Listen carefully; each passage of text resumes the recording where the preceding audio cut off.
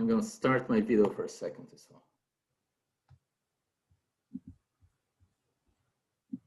I don't see myself, but okay. So hey guys, so we have Holly Williams here today. So she's the founder of keepmore.com, and she's also the author of Hidden Investing: What the Wealthiest 1% Know That We Don't.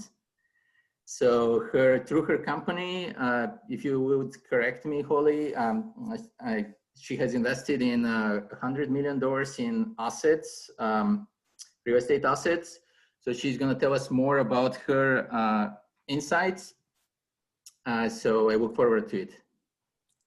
Excellent. Hey, I'm glad to be here. You know, I live in New York City, in Brooklyn actually, and it's a bummer. This is the next best thing to being there, right? So hopefully this COVID thing will be over soon and we'll all get together. So thanks for coming. And tonight I'm really I want this to be, I want to have a lot of time for questions. And I want this to be a fun thing, right? Because this is really about opening eyes. And probably if you're real estate investors, you probably know some or even most of this, but I'm amazed at I wrote the book because I'm amazed at the number of people that are very, very smart, very, very successful, and they only know the stock market. And so that's kind of why I wrote this book. And so it's really about, this book really shares my story and I back it up with some facts, but we're going to review a little bit of what I talk about in the book and kind of how I've evolved, I guess, into a real believer in we're only getting part of the story about a lot of things. So that's what hidden investing is all about. Let me see if I can change slides. Why can't I?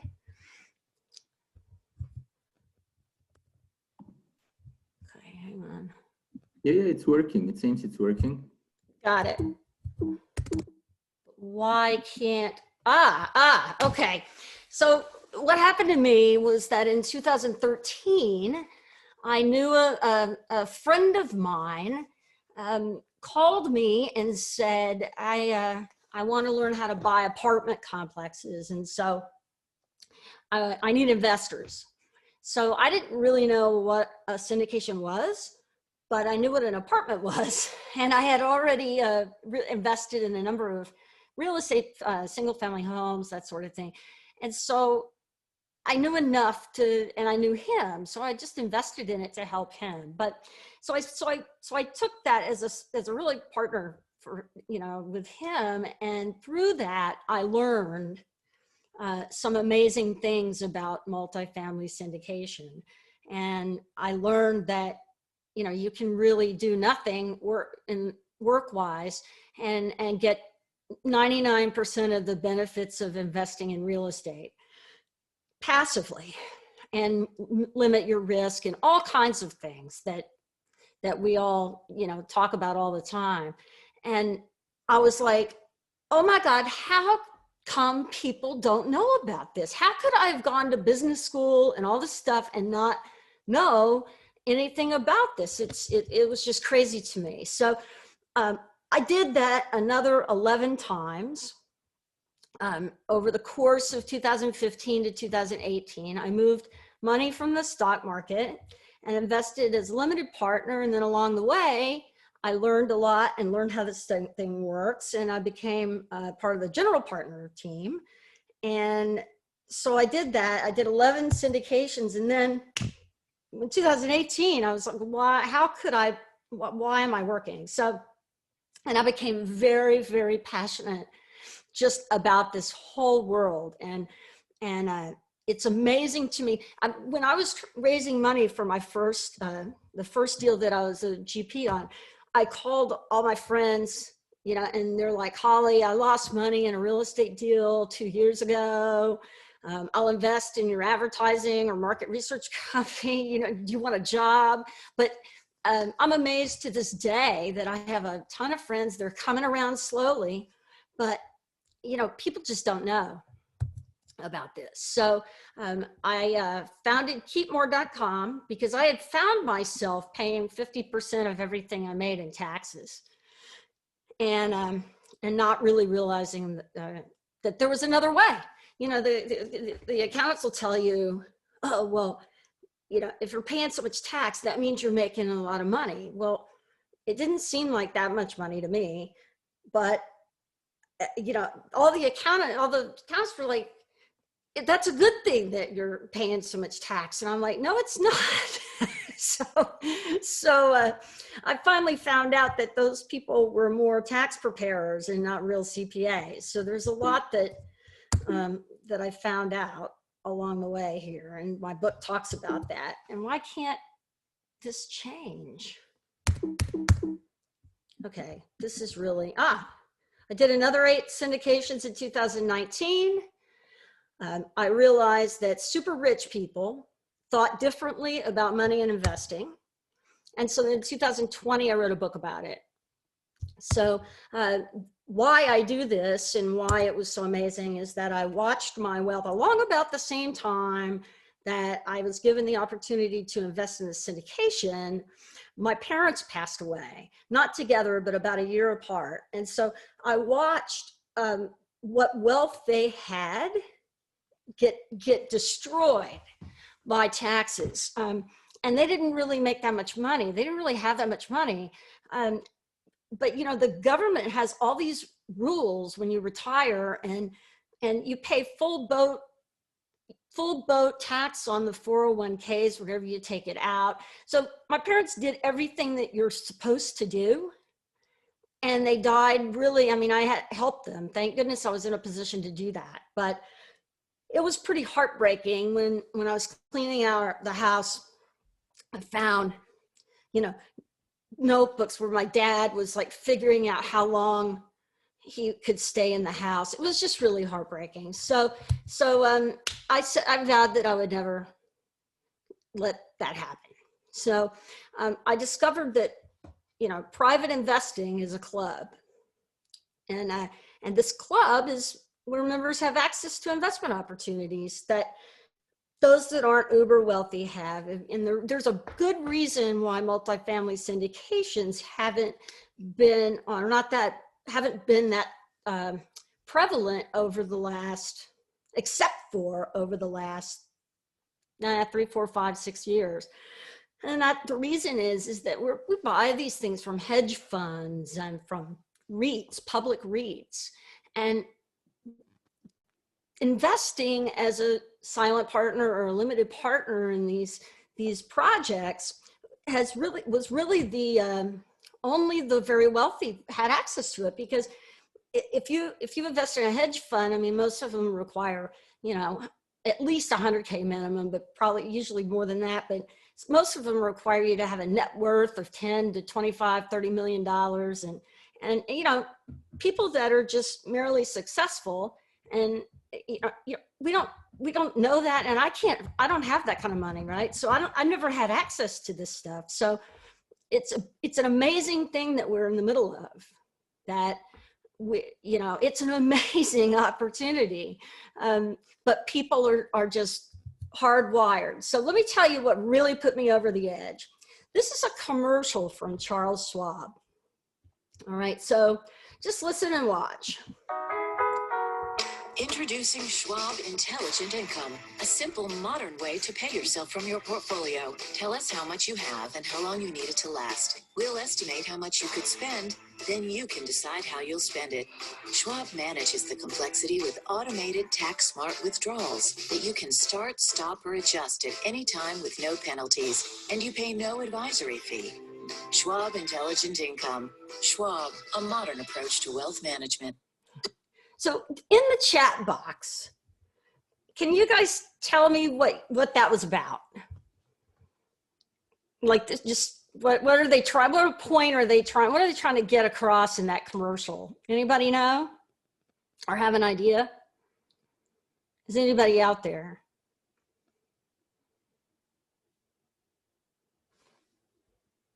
Not really.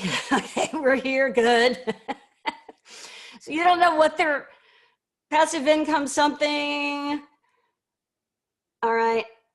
Okay, so what this is about, I'll just tell you, what this is about is when you retire, you have to withdraw your money. Yeah, withdraw your money from your 401k. And so what this is an automated way to do that using Schwab's intelligent income. When you go to a financial planner or you go to any of these retirement calculators, the first thing that it asks you is this. Let me show you.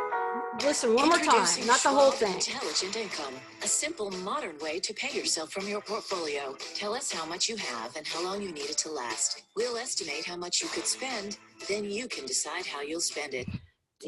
Tell us how much you have and how long you want it to last. And we'll tell you how much you can make from this portfolio over the next 30 years. But you see, the entire system is set up for you to die broke. This is what we were told. The very first thing any retirement calculator asks is, how long do you expect to be retired? So what the system is about with retirement is, ideally you want to live, you don't want to outlive your money, and that's a shame, right? So this is automating it, and so in real time, I guess you could sit there and watch. My father used a notebook, right, to do his math, but I guess with this you can just real time watch your figure out how long you have to live, before you die. And that's a terrible way to go, I think. There are more terrible ways, but it was not fun. And we talk a lot about generational wealth, and they call it wealth management. And, we have a real problem in this country because none of our systems are set up, to build that wealth, to build generational wealth. It's all about income. So my book goes into 10 myths. So the first myth is that, right? The higher your income, the richer you are. We see it everywhere. Everything is based on income. Even if you go to a bank and your net worth may be, $20 million, but if you don't have a W-2 income, I remember I'm sitting in our house up in Woodstock, New York, and I remember that when we bought it, I was a consultant, and back in 2012, I think. And so I had all these consulting agreements worth X amount of money. I had, I was an accredited investor, all this stuff. And I needed to borrow $300,000 to buy this house. And I couldn't get a mortgage because I didn't have a job. And they were like, you need to go get a $60,000 W-2 job for a month and we'll give you the mortgage. It's like the whole thing is set up on income. We just paid cash for the house. We were just like, whatever, this is so screwed up. And so it really is. But the wealthy know, and I know now, how to get a house without going to a bank and getting a mortgage. But so the wealthy are hardwired. They think differently about money. They think differently. And so I know how to do it now that I know. And so that's my next book. But second myth is, the rich get richer while the rest of us struggle. You hear this stuff. I don't know Jeff Bezos, and he very well may be a complete jerk, right?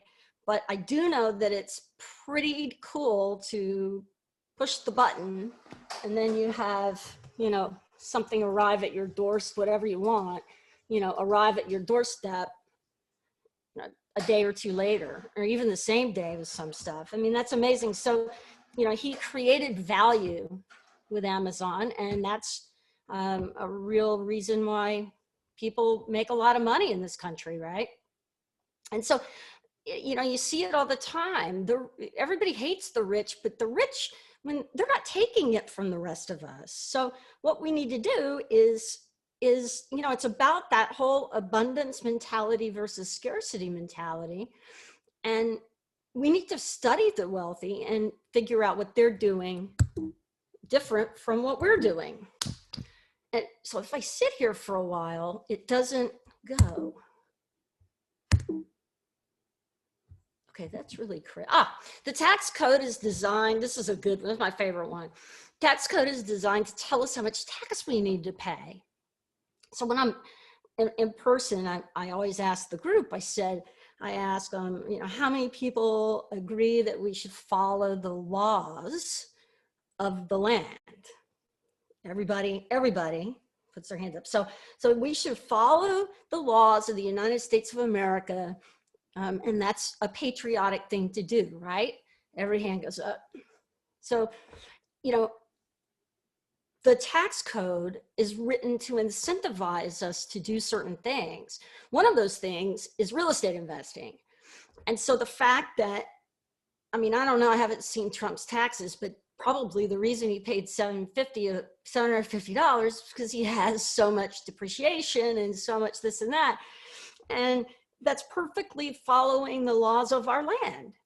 But, you know, everybody's all up in arms, and they would be up in arms if they knew what most of us are doing. I mean, this is what changed my life was, you know, I'm not paying 50% of everything I make in taxes today, and I'm doing good things for the country. And that's all because I'm incentivized to invest in real estate. So I talk a lot about, you know, what the tax code's really about. I mean, if it was just about to tell us how much tax we need to pay, it wouldn't need to be, you know, however many gazillion pages it is, right? They would just tell us, give us a chart, and here's how much you pay. But that's not what the tax code is about or what it was intended to do. So here's the next myth is manage your wealth and leave a legacy, right? By diversifying, they say to diversify, you know, and the reality is that we just talked about it. The system is designed for us to die broke. And you see the country going through all kinds of things. I mean, businesses are closing, everything, you know, and the stock market is going up and down and up and down and up and down. And what happens is that they're telling us to invest for the long haul and to, you know, the stock market returns 10% a year, you know, on the average. So you just let your money sit there. Well, the wealthy don't let their money sit anywhere. They put it to work. And they have access to and know about investments that can and do cash flow. And standard financial planners don't know a thing about this typically. So, you know, it's not what they learned in school, and it's not what we learn in school, and it's not what Charles Schwab, when they get their job out of college, you know, teaches them. They teach them how to sell mutual funds, and that's what they know. So the next myth is your 401k will grow tax-free and provide you with a wonderful retirement. So this is where the devil's in the details. So they tell us 401ks are great because it grows tax-free. So we just hear tax-free, right?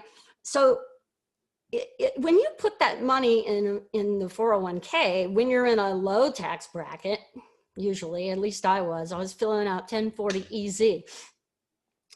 When you do that, then what happens is that it does grow tax-free, but what happens when you take it out 40 years, 50 years later, is that you're going to pay full boat tax, like taxed as regular income, not as capital gains. It's taxed as regular income.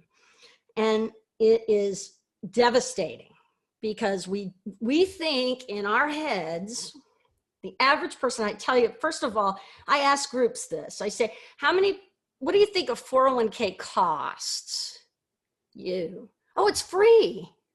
There are no fees for a 401k. Holly, you're crazy. There are no fees. Are you kidding me? How many of you, how much do you think you need to make $80,000 a year? I need $1 million in a 401k because it returns 10%, 8 to 10% a year is, so I'm going to get $80,000 in income. Well, no, you're not, because some years it's going to maybe return higher than, it's going to return 15% or whatever. It never returns what the stock market does, because by the time they take all their fees, you're left with what's left over. But it goes up and down and up and down and up and down. And if you're retired, like Charles Schwab, that system gives you a check every month. Gives you a check, but you see, if the market is down, you still need the check. And so the whole way that, so once you take that money out of it, you can't make it. So it's not going to throw off the income. What it's going to do is, over time, if you left it in there, you could probably make 80 grand a year, but you're not going to leave it in there because you need it to live. So that retirement 401k is just not going to do it. They also tell you that your incomes, you need less money to live on because your expenses are going to go down, and that is just a hogwash. It's a damn shame that we really buy into that. I've had arguments with people. I don't know about you guys, but I don't want to spend my retirement in a little apartment and never go anywhere. So you retire, and all of a sudden you want to go have fun. You want to go see the grandkids. You want to go get an RV and drive cross country, or you want to, your expenses are going to go up and taxes are going to go up. So by the time you've put this money in the 401k when you're working, and by the time you take it out in your 70s, 80s, you're paying a boatload of money on it. So basically it's cut in half by taxes, and it's going to get worse. I'm going to stop right there and make sure everybody's there. Everybody there? Everything is working. Everything's working? Is everybody asleep, or did everybody leave? No, we're very, very interested to hear. Okay. Yeah.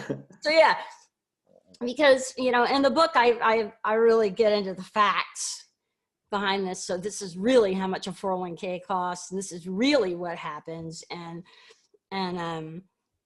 people are amazed. And I urge you, just here, check into this stuff, because it's true. Don't take my word for it. The next myth is put your money in no load funds. Yeah, I'm in the best one. I'm in Vanguard index funds. This is why these are all the things that I hear why people don't want to invest in my deals. And, I have my money in Vanguard no load funds. And so I'm not paying any fees or whatever. I'm not paying really little, like point whatever percent. They don't read the fine print. Those no load funds are loaded with fees. The fund managers are making a ton of money. Vanguard advertises everywhere. They've got to make money somehow. And so people just don't read it, and they don't understand it. And even though they're smart and have the capability of doing that, it's just that we've been brainwashed to do this and to invest this way and to buy these index funds. And, I got to tell you, I'm in some of these. I mean, I'm not in the stock market, but it's certainly, once this happened to my parents, then I discovered syndication. Then I discovered, I began to learn a lot of this just through the course of experiencing the tax benefits and everything with syndication, and meeting people that are investing in other things, private funds and such. Once I figured this out, there's no way to not to unlearn it, right? Because it occurred to me that I had some real estate, but basically I was counting on the stock market, counting on this financial advisor that now I know doesn't know much more than I did. And so gladly turning over their entire life savings to people that can't even tell you what's going to happen and what they've done to mitigate risks. And I mean, it's crazy what people do. It's crazy. You know, another myth is trust the experts. You know, the heirs, you know, 9/11, so I'm 58 years old. So I'm usually the oldest person in the room with these things, but sometimes not. You know, but my goal is to try to keep you from going through a lot of this. And if you're on this webinar, you're probably, it's a good first step. But, you know, 9/11 shaped me. It was absolutely the most awful time I've ever experienced. And I was in Manhattan and at my apartment, and I had just flown in on a red eye from LA. And, you know, it was really trauma. I mean, seriously. And that afternoon or the next day, I think, the head of the EPA was Christy Whitman. She used to be the governor of New Jersey before that.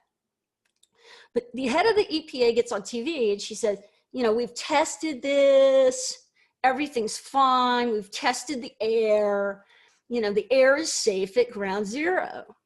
Well, you know, I can't tell you the number of funerals you know, I've been to in the last 20 years from people with lung problems and everything else, you know, and she eventually apologized. She's like, this is what the scientists were telling me. So, you know, should we wear a mask? Should we not wear a mask? But, you know, at the end of the day, you got to take all the information and make your own decisions, but don't just blindly follow science or the experts just because that's what they say, because there's usually a counter opinion on most of the stuff. And eventually you just got to do what's right for you. So I already talked about the next myth a little bit, the financial advisor. I mean, you're smarter than you think. It's financial advisors. So when I invest in a mutual fund, there's a fund manager that gets paid a lot of money to buy and sell stocks within that fund. And then there's, of course, the parent company that owns the fund, like Fidelity or whatever it is. Then there's usually somebody in between the actual fund or there's often, so you can buy, if you've ever noticed, you could buy like Vanguard and Fidelity funds on TD Ameritrade. So TD Ameritrade is in between there. So I invest my money in the fund, they take their cut, the company, then the fund, they have to pay the fund manager who makes money, whether he makes money with the fund or not. Then the fund has to pay either the middle person, right? The TD Ameritrade or whatever, maybe sells it to you. Maybe you have a financial advisor. So TD Ameritrade's taking their cut. You just don't see it. Or your financial advisor's taking the cut, or both. And by the time it gets to you, that's why mutual funds return, the stock market returns 8 to 10% over time. And mutual funds rarely hit that. And the reason they rarely hit that is because the delta is going to them before it gets to you. So what I love about, you know, private real estate investing is that, you know, when we do a multifamily deal, there's usually a 2 or 3% acquisition fee. And that's to pay for all the underwriting and all the, you know, got to make some money somehow. And the average REIT, a real estate investment trust, which is a private real estate fund, and they own a lot of multifamily apartment complexes, among other things. The average REIT charges a 9% acquisition fee. Then they've got these management fees. We take our management fees usually 1 or 2% a month if we take it. A lot of them we don't even take it.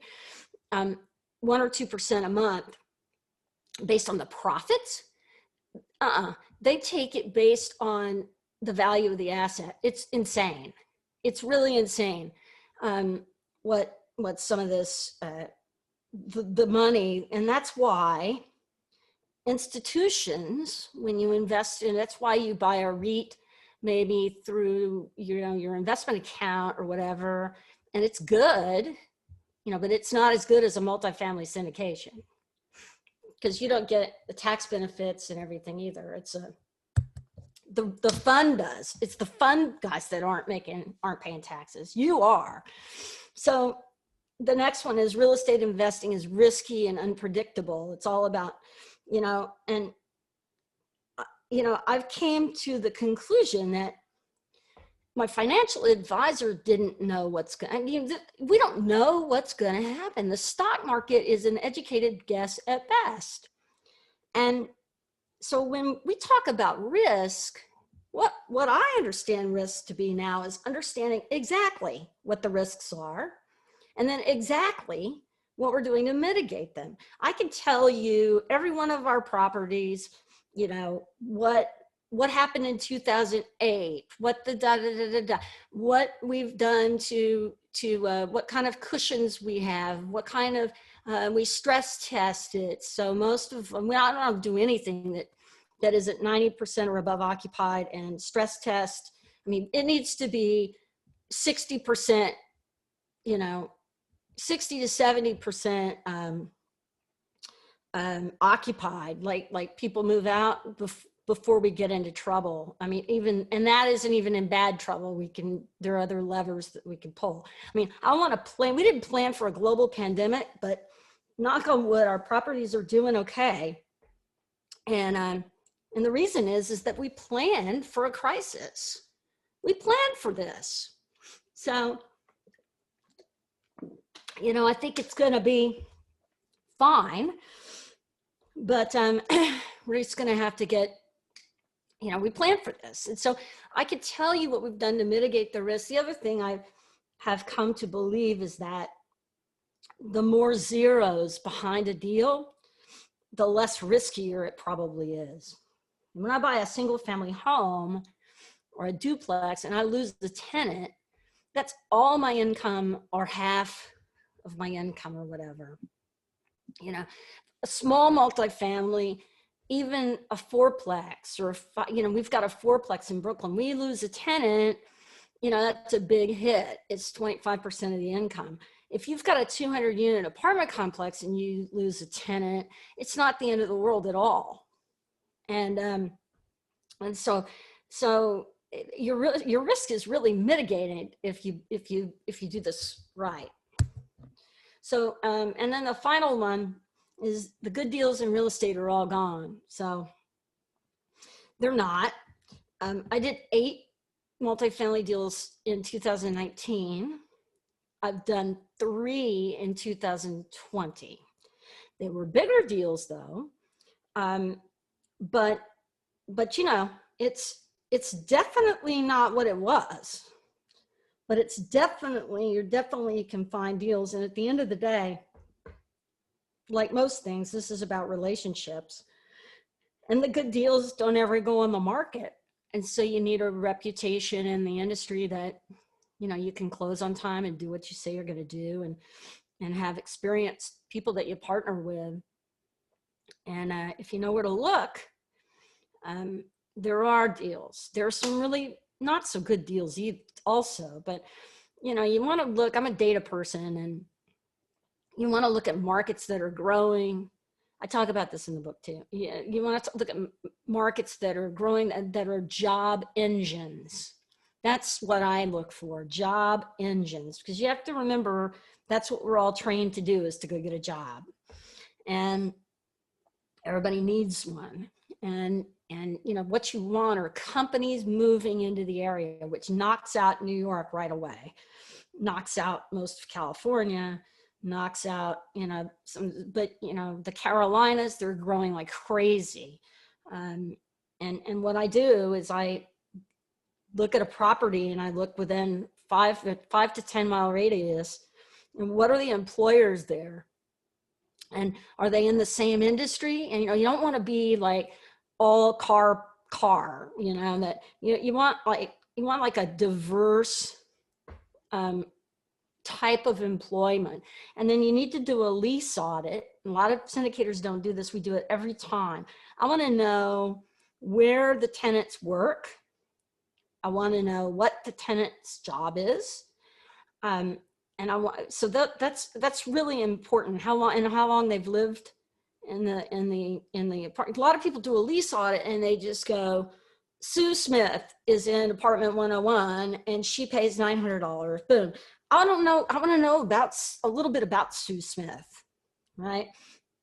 I want to know a little about it, because what you want is a diverse tenant base as well that has jobs that are recession proof. You don't want everybody working in construction, for instance, and that sort of thing. So I'm going to close here, and I want to make sure we have time to hobnob and have questions and things, but I've found that the very first thing and my book talks a lot about mindset, and this is the most important thing. You really have to unwire what we know to be true, to be able to open up your mind to a different way of looking at money and investing. You see, all we hear about are the Bernie Madoffs. My husband, I'm married to this guy. He's a smart guy. He married me. He's got to be brilliant. But I was doing this for 5 years before he finally, I just do my own thing and let him do his own thing. And it works out that way. But he finally was like, okay, what is it that you're doing here? And it's just, he still doesn't believe it, even though he gets the check every month. It's really incredible. I had to take him to 3 CPAs before he believed that we weren't going to go to jail, because he's like, are you guys really buying these things? Is this a Ponzi scheme? What is going on? So, when you say, hey, I've got an apartment complex, people automatically are wired for their guard to go up. Not the people, though, that have grown up with this, because they know that private investments are typically, a pretty good way to invest. So the wealthy really believe in abundance. Just about all of them, they really do. You see all the time, people win the lottery and they win gazillion dollars, and 5 years later they're broke. And you hear about gazillionaires that lose everything for whatever reason, and 5 years later they've started another company and they're rich again. And it's really about mindset. That's why the whole idea of giving money to everybody like we're doing now is crazy, because it never ever works. Now, what it does do sometimes is get money out into the economy, but because it's a mindset. It's how people think about money, right? And so that's what really drives wealth. So the wealthy think of money as a tool. So when I took this job in New York City, I grew up in Texas. 30 years ago, I was given an opportunity to move to New York for a job that was supposed to last a year. And so all my friends, my parents didn't want me to take it. They didn't want me to move. But my friends, some people told me, why not go up there for a year? What the heck? But honestly, most people told me not to go. Most people told me that I did not want to live there. It's horrible. There's street crime everywhere. There's roaming bandits, all this stuff. And most of them had never been. And so that tells you something too. A lot of people, people that love you sometimes just, they're wired and they know it's a risk, it's a chance, and they just don't want to see you, go leave a good thing. Cause I was having a fun time in Dallas to go to something that might be a big mistake. But I ended up coming, and that was 30 years later, and I love New York, and although we need new management right now, but that's another topic. So the wealthy think about the life they want to lead. It never occurred to me. So I was going where I wanted to take this job because it would help my career. Now, it turned out fine, but I never once thought, do I really want to live in New York and leave all my friends or whatever? And what do I want to do? And why do I, I never thought that way. So the third, core belief that you have to invest in real estate. I really believe this. I think if you don't, we're not victims, right? So once you're a victim, we live in this victim society. There's a lot of people that want us to be victims. And no matter whatever situation it is, there are always things that we can control. And once you're a victim, you can never not be a victim. I'm female, if you haven't noticed. And during this whole Me Too movement, all this, people ask me all the time, because this is a male-dominated, there are more males doing this than females. And a lot of the females that are doing this are doing it with their husbands and that sort of thing, which is fine, right? But people ask me all the time. They wanted me to, this women's magazine called me over the summer and wanted me to talk to them. They interviewed me about being a woman in a man's whatever. And first I told her that I go to these conferences and the line for the restroom is really short. And I walk past the guys in the line. So, but what I said was that, it takes a while to get rewired, right? And sometimes it takes generations if society is operating a particular way for whatever reason, right? And it really doesn't matter, because what happened 2 generations ago is, the bottom line is that today I have much more opportunity than my mother did. I have a ton of more opportunity than my mother did. And she taught school, and that was what women did back then. And my daughter, oh my goodness, she's got so much more opportunities than I ever did. And so, we're given assets, right? And the fastest way to not be a victim is to be grateful and make a list of all the things that you can control and what assets you have. And, life isn't that fair, but I tell you what, if you need help, there are people that are going to help. The universe is on the side of good. I believe that. So I guess they wanted this whole, Me Too and all men are terrible and everything. And I've certainly experienced jerks, but I've experienced lots of good guys too. So I don't know. I was still in the article, but I don't think she was really happy, because she wanted me to start slamming how women are so mistreated, and I haven't been able to buy things because I'm a female and all this, which may or may not be true, but it's their loss. It's their loss. I'll go buy something else. There's always another deal. So, the wealthy are logical. They think logically about money. You see, the stock market is all emotional. That's why we don't know why it's going up or why it's going down, because it's all emotion. And, the media and what they hear from others, all impact the stock market. Trump tweets, it goes up. Trump tweets again, it goes down. I mean, it just makes no sense, right? So what I love about real estate is that it's very simple when you really get down to it. And it's very logical. 100% of the time, when things go well and it's managed correctly and the economy is growing and we're able to raise money, 100% of the time, as we make more money in the apartment, the investors make more money. 100% of the time. If we make less money, then the investors make less money.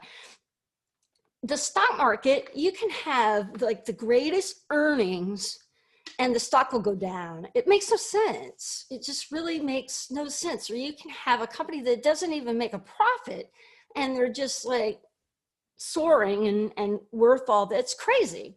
So to me, you know, the wealthy, that's why the wealthy, they're in the stock market. But let me tell you what, Warren Buffett is not going into his E-Trade account and trading stocks like we are. He's doing it a whole different way. It's a whole different ball game. And that's what the wealthy, that's how the wealthy are investing.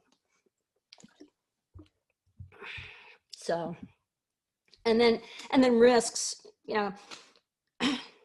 So the whole key is knowing. So I'm sitting in our house in Woodstock, and we bought it to rent out. We bought it as an investment. We bought it as an asset.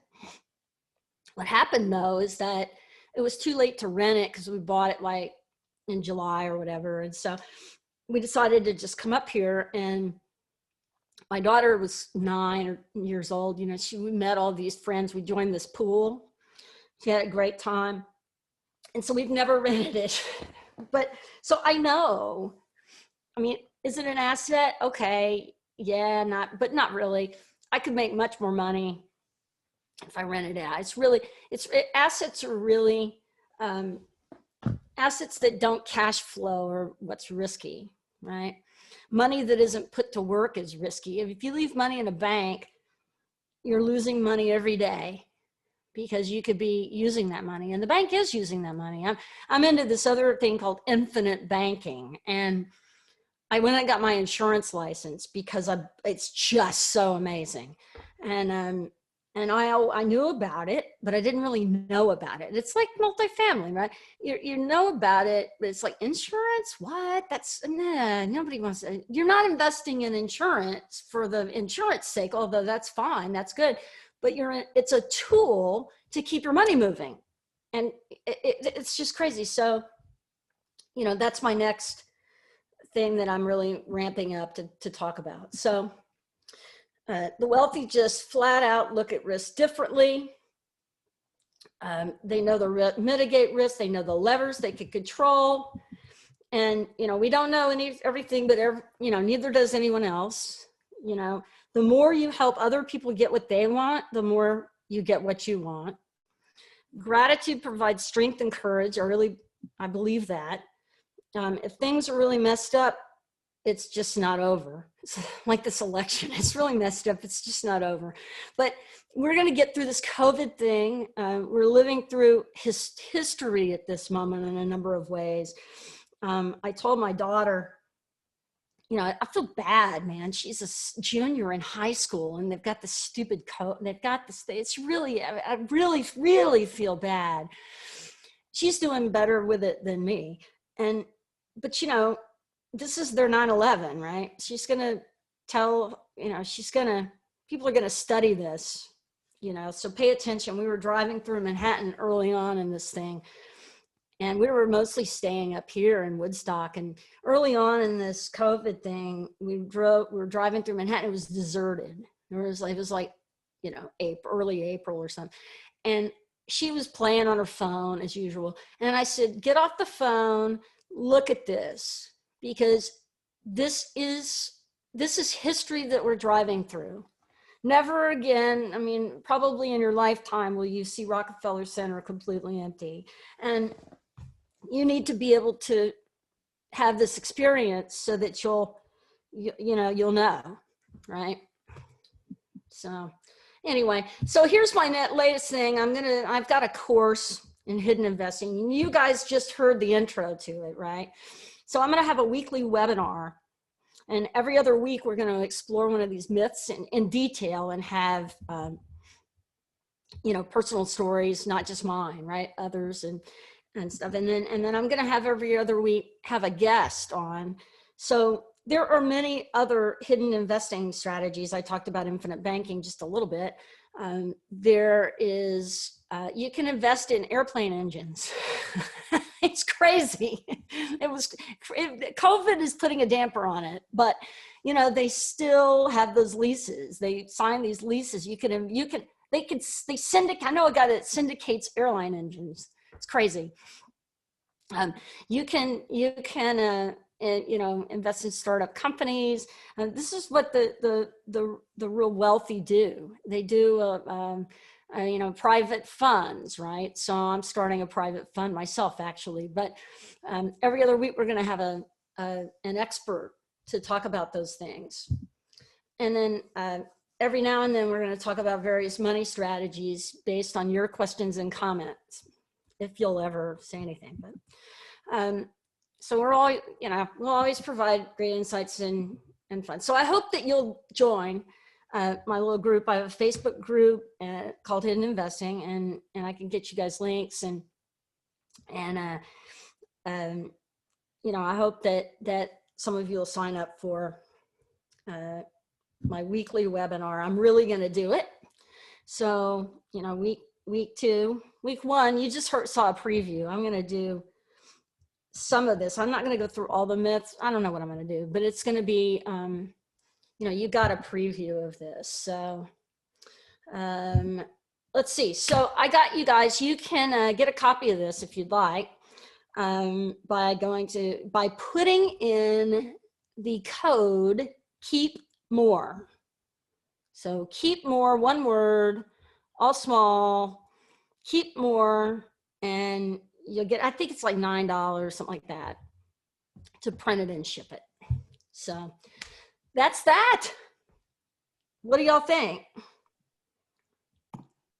Awesome. Thank you so much. This was really great and really inspirational, actually. And yeah, it was great. It was great. Let's open it for questions. So if you guys have, I think we have a couple of questions already, but please add everything on the Q&A, like on the chat, and I will read it.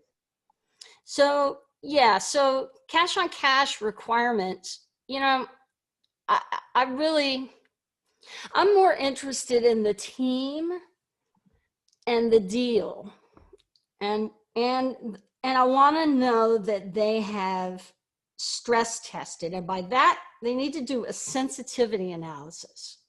And what that means is, this is the income and this is what's going on right now. It's 90% occupied or whatever. If that occupancy drops to 80%, what's going to happen? What's going to happen if we get it in terms of return, IRR, all that stuff? What's going to happen if it goes to 70? What's going to happen if it goes to 60? The 3 deals that we've done are all below 60%. They're all in the 90s. And to pay the expenses, we need a physical, an economic occupancy of like 55%. And that's how I decide about a deal. So that's what because I don't want to lose money. So cash on cash requirements, it needs to cash flow now. I mean, I don't throw out deadbeat tenants and all that. You can make lots of money doing that, but I don't do it. We raise all the CapEx ahead of time. So all of that, we raise much more money than we need. And then if we don't need it, we give it back. And so vacancies, all of that is planned for. You know, when we take a look at the tenants, at the rent roll, how long that people have been there, we take the average time that somebody's here.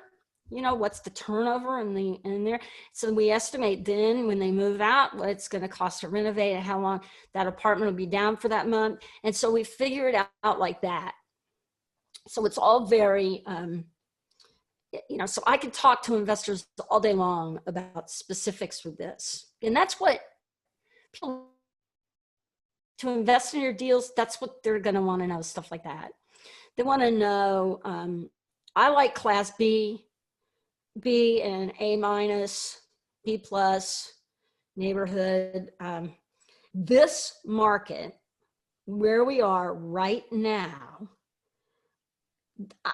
who knows? Who knows? I don't know, but I do know my experience. And my experience is that for the class A- assets, we have gone to looking at things that we don't have to do a lot to.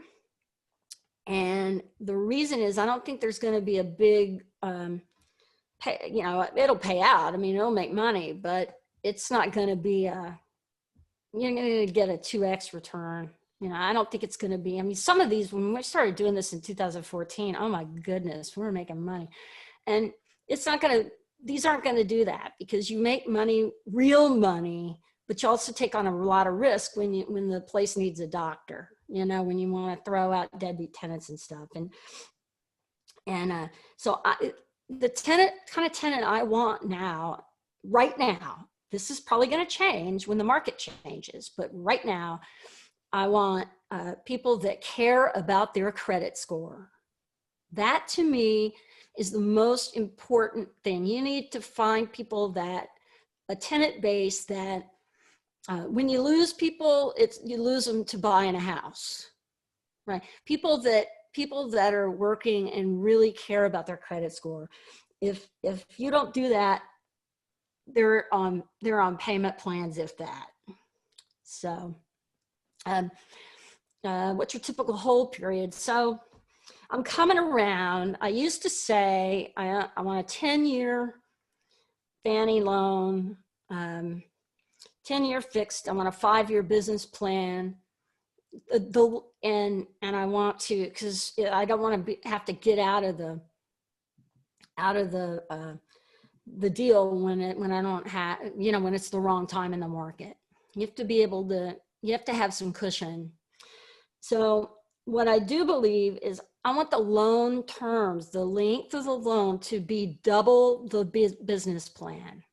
So if the business plan, and this, I mean, you got to have sponsors that know how to run a business. I mean, I've managed a P&L and sales teams and all that. And that's really the key to this thing. You can put any kind of returns on any kind of investment documents. And I've seen stuff, just, you know, 18, you know, 27% IRR I saw the other day. I'm like, you gotta be kidding me. So you can make these numbers look whatever you want. But, you know, what I look for is just really the team. Do they know how to execute a business plan? Does the business plan make sense? If it's a 2-year business plan, I want a 5-year loan with the opportunity to extend it if I need to.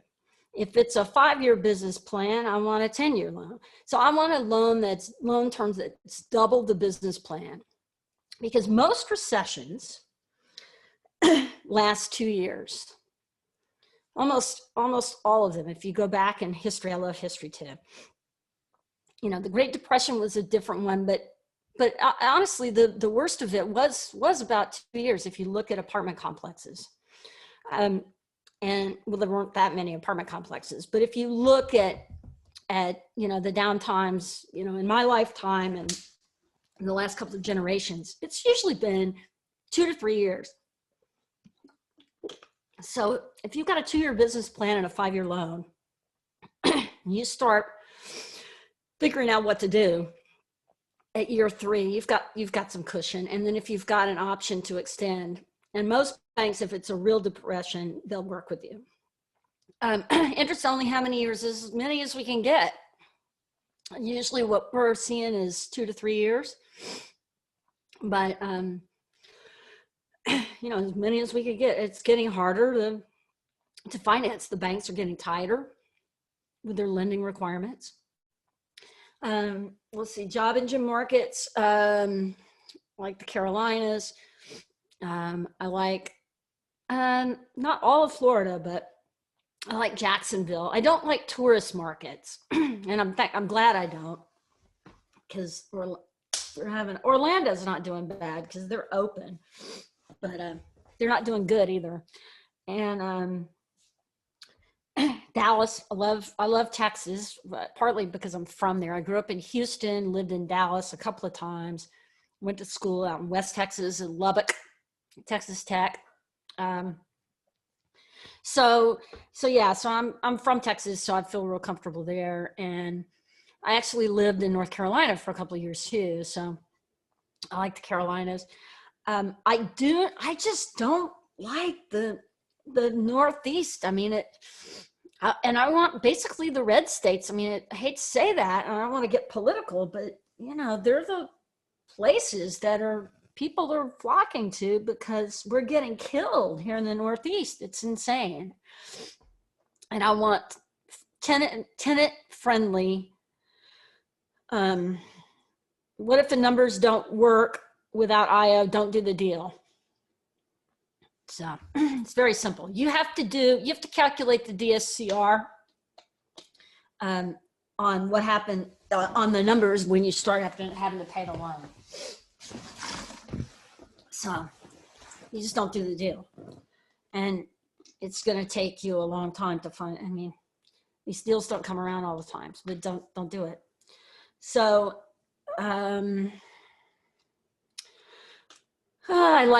hearing good things about Kentucky, Tennessee. We have a property in Knoxville, a little one, we found it. It was little, we just did it. It was good.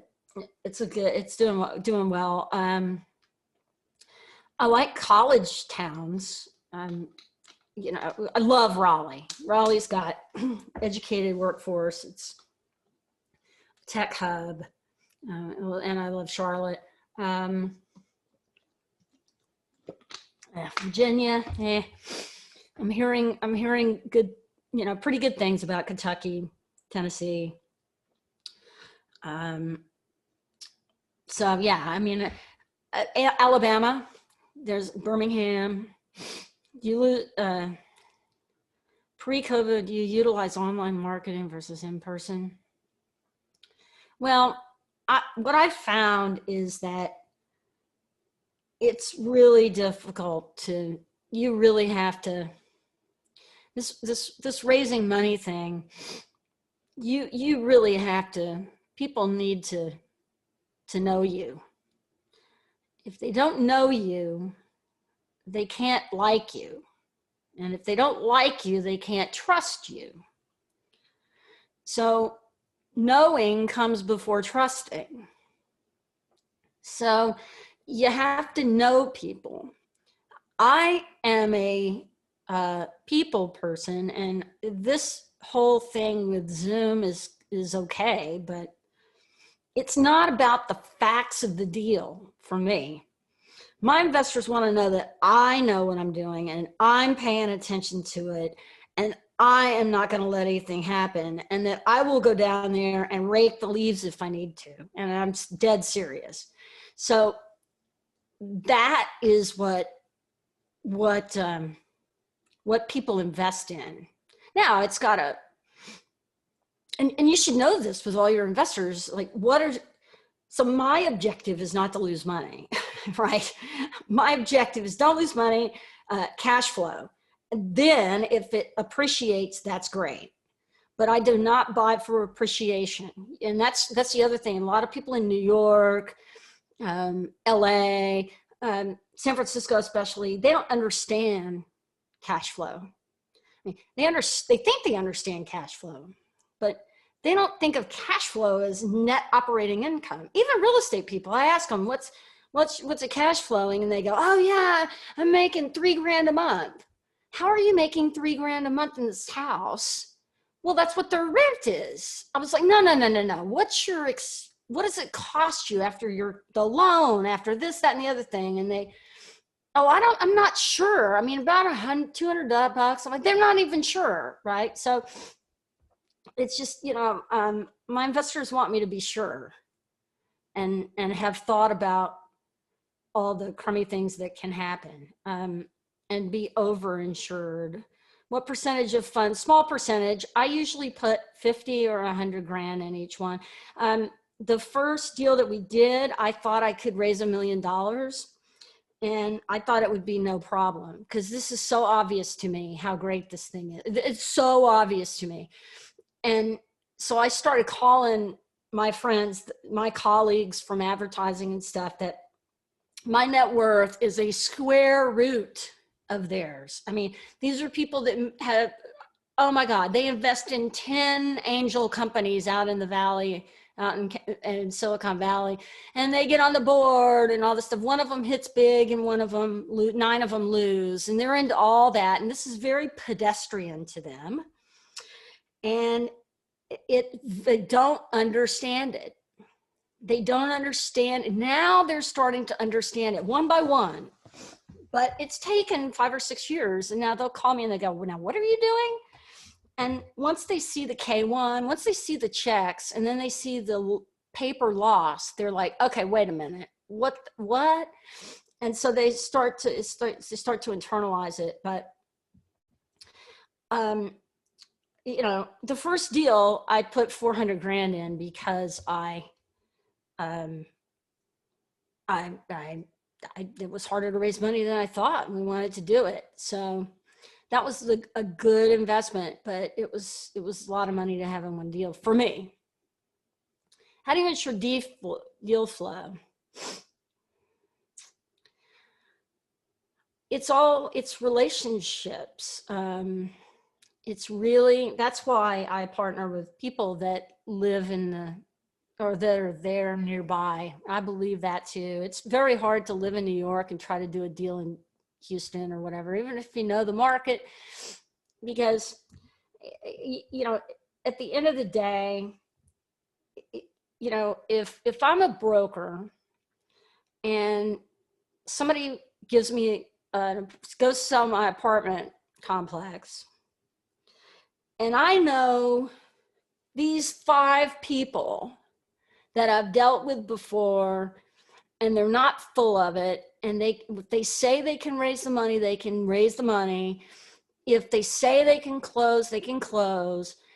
They're going to be careful, but they're not going to do the, you know, find all this nonsense stuff and make it difficult. What do you think I'm going to do? I'm going to take that to these 5 people. And that is how you get the good deals. The 3 deals that we did, we knew the seller on all 3 of them.